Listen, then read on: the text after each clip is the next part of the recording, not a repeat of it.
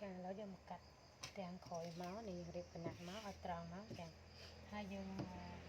ខោនេះកស៊ូខាងទាំងក្រោយដាក់ខោ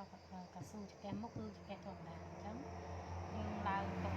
លេខសម្រាប់មកដាក់កស៊ូដើម្បីនេះយើងគុំត្រង់ទាំងមកចា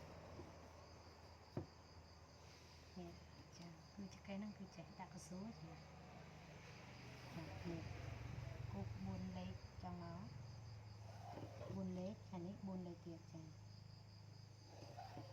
ចានេះ4លេខចឹងទាំងអស់បូកពីនេះមក8លេខគិតមក8លេខបូក8លេខចាហើយយើងគូសមកគូសត្រង់ទៅនឹងមក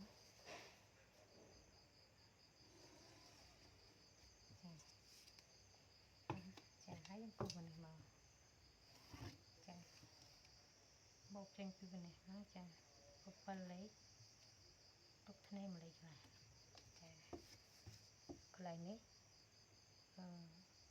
3លេខចាកន្លែងនេះ3លេខតាមចា3លេខមកឬក៏យើងស្លាញ់ជើងរៀងកំប៉ុងយើងដាក់តាប្រហែលជា2លេខបានហើយចា2លេខហ្នឹងខាង3លេខហើយកន្លែងនេះយើងចេញ1លេខខ្លះ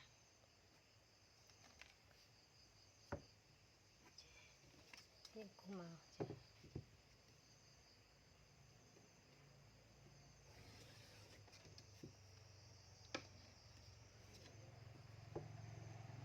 ាមកដល់3លេខមកចាតមកគូនេះមកចាដាក់ចេញមក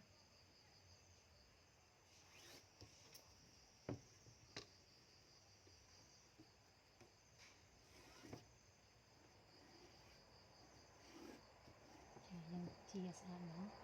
ចាការស្រេចផ្ទាំងក្រោយចានេះកន្លែងនេះចាវាគូនេះមកជាទឹក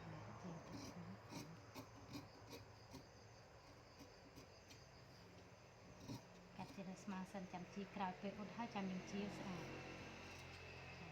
ជើងអ៊ុតហើយចាំជាទៅយើងចេញពីនេះមក3លេខកន្លះចាហើយយើងចេញពីនេះមកចា